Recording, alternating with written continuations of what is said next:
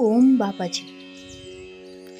आज हम meditation and concentration अर्थात ध्यान एवं एकाग्रता को समझ लेते हैं। जैसे जैसे हम साधना पथ पर बढ़ते हैं वैसे वैसे मन में कुछ प्रश्नों का उदय होता है। इन्हीं प्रश्नों में से एक है कि क्या एकाग्रता एवं ध्यान अर्थात कंसंट्रेशन एंड मेडिटेशन अलग अलग है या दोनों एक ही है। यदि मैं अपने अनुभव के आधार पर कहूँ तो एकाग्रता का प्रतिफल ध्यान है। आइए अब हम इसे विस्तार से समझ लेते हैं। जब हम सोहम विधि का अभ्यास करते हैं तब हम अपने मन को मेरुदंड के सहारे सुषुम्ना नाड़ी में श्वासों के माध्यम से एकाग्रचित करते हैं, अर्थात हम अपने माइंड को कंसंट्रेट करते हुए स्पाइनल कॉर्ड में ब्रीथिंग की प्रैक्टिस करते हैं और इस तरह की श्वासों द्वारा हम ब्रह्मांडीय ऊर्जा को अपने अंदर प्रवाहित होने देते हैं। यहाँ पर ऊर्जा का प्रवाह हमारे कंसंट्रेशन के ऊपर निर्भर करता है, अर्थात जितना कंसंट्रेट या एकाग्रचित होकर यह प्रक्रिया करते हैं ऊर्जा उतनी उत्पन्न एवं प्रवाहित होती है। जब हम नियमित इस विधि को करते रहते हैं तब इसी ऊर्जा को सभी चक्रों में प्रवाहित किया जाता है, जिससे कुंडलिनी जागरण में मदद मिलती है। सहस्त्रार एवं आज्ञा चक्र को छोड़कर नीचे के चक्रों में ऊर्जा का प्रवाह चक्रों के जागरण एवं सिद्धियों के रूप में देखने को मिलता है, जिससे हमें तुरंत के लिए शांति एवं खुशी मिलती है, जो कि स्थिर नहीं है। यह सिद्धियां हमें आम लोगों से अलग भी करती है और कहीं ना कहीं हमें अहम का भाव उत्पन्न करती है। सिद्धियों से हम प्रफुल्लित जरूर हो जाते हैं, परंतु उस चरम आनंद को प्राप्त नहीं कर पाते, क्योंकि सिद्धियां हमें इस संसार से मुक्त नहीं कर सकती, अपितु वह पुनः हमें सांसारिक मकड़ी जाल में बांध देती है। इसके विपरीत नियमित रूप से जब हम सोहम साधना या क्रिया योग विधियों से उत्पन्न ऊर्जा को अपने ऊपर के चक्रों अर्थात आज्ञा चक्र या सहस्त्रार चक्र पर केंद्रित करते हैं, तब वह हमें धीरे धीरे ब्रह्म में खोना सिखाती है। अपने आप को ब्रह्म में खो देना या शून्य हो जाना ही ध्यान या मेडिटेशन कहलाता है। मेरे गुरु श्री देवोज्योति कहते हैं, ध्यान करने से नहीं होता, अपितु अपने आप को ब्रह्म के परे खो देना या शून्य हो जाना ही सही ध्यान कहलाता है। इस तरह के ध्यान का फल ही हमें परम आनंद को प्राप्त करने में मदद करता है। कई लोग आज के समय में मेडिटेशन और कंसंट्रेशन के बीच कंफ्यूज रहते हैं, क्योंकि कुछ योगाचार्य मेडिटेशन के नाम पर केवल कंसंट्रेशन ही सिखाते हैं तथा कुछ तो मात्र एक या दो चक्रों को एक्टिव करना सिखाते हैं, जो कि आसान तो है पर पूर्ण नहीं है। तथा कुछ योगाचार्य योग के माध्यम से फिजिकल एक्सरसाइज, प्राणायाम और त्राटक सिखाते हैं। त्राटक अर्थात किसी एक बिंदु को लगातार देखते रहना, चाहे वह दिए की लौ हो या किसी चित्र को देखना हो। वह जो ऐसा करते हैं वास्तव में ध्यान नहीं अपितु एकाग्रता को बढ़ा रहे होते हैं। किसी बिंदु पर लगातार देखते रहने से हमारा दिमाग थक कर डीजीनेस महसूस करता है जिसे कई लोग ध्यान कह देते हैं। परंतु इस तरह का ध्यान हमारी मानसिकता को नहीं बदलता और यह हमें अपनी मनोदशाओं का गुलाम ही बनाए रखता है। ध्यान संतुष्टि पर नहीं निर्भर करता, अपितु यह आपको विषय, वस्तु तथा वासनाओं के आकर्षण से मुक्त करता है।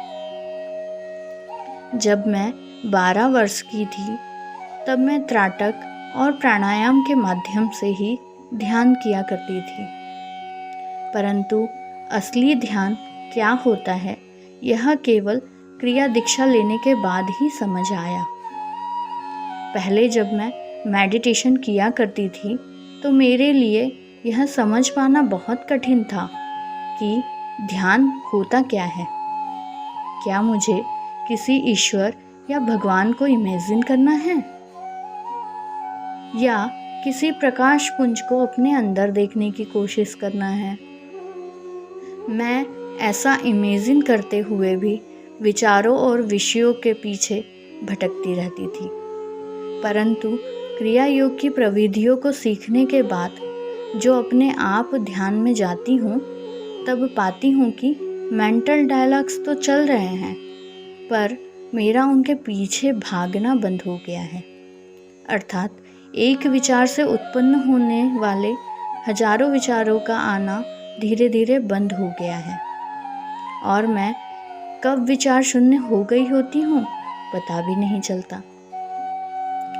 कुछ लोग मॉडर्न एमेनिटीज़ के साथ जंगल, पर्वतों या निर्जन स्थानों पर जाकर एकांत में ध्यान करते हैं, परंतु आप अपने घर से दूर कहीं भी चले जाएं, चाहे वह मंदिर हो या चर्च हो या गुरुद्वारा, हिमालय हो या नदी का किनारा, आपका अस्थिर अशांत मन आपके साथ वहाँ जाकर वापस आ जाएगा, परंतु आप ईश्वरीय आनंद को प्राप्त नहीं कर पाएंगे, क्योंकि ईश्वर को धोखा देना असंभव है, क्योंकि वे आपके विचारों के ठीक पीछे बैठे हैं और जानते हैं कि आप क्या सोच रहे हैं और किस वस्तु की इच्छा कर रहे हैं। यदि आप अपने हृदय से ईश्वर या गुरुजनों के साथ आंतरिक संपर्क का प्रयास करें तो वे आपके पास आ जाएंगे। कुछ संस्थाओं में सूर्य क्रिया या नाभि क्रिया को करवाया जाता है, जिससे अनाहत चक्र या मणिपुर चक्र का जागरण संभव है। परंतु आप खुद सोचिए कि यदि इन चक्रों को हम जागृत कर भी ले, साथ ही साथ इससे होने वाले शारीरिक व मानसिक लाभ प्राप्त भी कर ले, परंतु क्या हमें आत्मिक लाभ प्राप्त होगा? हम अपनी ऊर्जा और समय को नीचे के चक्रों को जागृत करने में लगा रहे हैं। यदि इसी ऊर्जा और समय को केवल ईश्वर प्राप्ति के लिए सही तरह से क्रिया योग विधियों द्वारा आज्ञा चक्र या ब्रह्मरंध्र पर लगाए तो उतने समय में ही हम ईश्वरीय आनंद की ओर एक कदम बढ़ा चुके होंगे। क्रिया योग का मार्ग सरलतम मार्ग है।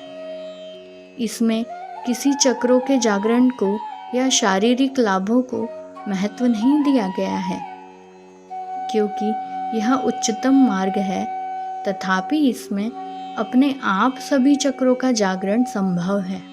क्रिया योग की विधियाँ मात्र एक या दो विधि नहीं है, अपितु पूरा पैकेज है, जिसके द्वारा हमारे शरीर के एक एक अंग तथा नाड़ियों का शोधन और चक्रों का जागरण तथा इन सब से ऊपर ब्रह्म की प्राप्ति करना संभव हो पाता है। इसमें वह सारी प्रविधियाँ सम्मिलित है जिससे शारीरिक, मानसिक, आध्यात्मिक एवं आत्मिक उन्नति होते चली जाती है। अभी तक इस चैनल के माध्यम से हमने केवल उन विधियों की व्याख्या की है जिसे पब्लिक में बोलना संभव है, परंतु जो मूल विधियां हैं उन्हें क्रिया दीक्षा लेने के बाद आपके निमित्त गुरु आपको सिखाते हैं। इन मुख्य विधियों को पब्लिक में बताना लाहिड़ी बाबा के समय से ही प्रतिबंधित किया गया है। इन मूल क्रिया विधियों का फल भी केवल तभी प्राप्त होता है जब इसे क्रिया दीक्षा लेने के बाद अपने निमित्त गुरु से सीखा जाए। कुछ लोगों का मत है कि सबसे पहले हम शरीर को स्वस्थ बना लें, उसके बाद इन विधियों पर ध्यान देंगे। परंतु कब?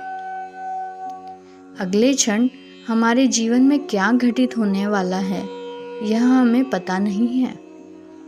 फिर हम और समय नष्ट क्यों कर रहे हैं?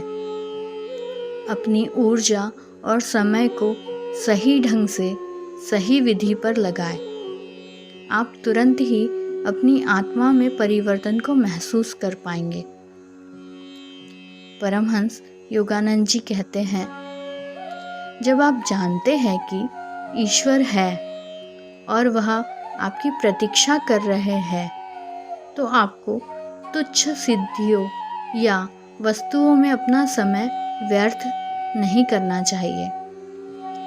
जब आप ईश्वर के समक्ष स्वयं को पूर्ण रूप से अर्पित कर देते हैं और जब आप आश्वस्त हैं कि ईश्वर आपके प्राण हैं, आपकी आत्मा है और अन्य सब कुछ है, तब आप मुक्त हैं। क्या आपने ईमानदारी से यह प्रयास किया है?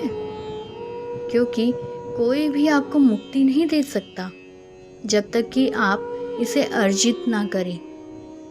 केवल विश्वास के द्वारा नहीं, ना ही किसी हठ धर्म का अनुसरण करने से, बल्कि आपके अपने ज्ञान एवं अनुभव द्वारा आप इसे प्राप्त कर सकते हैं।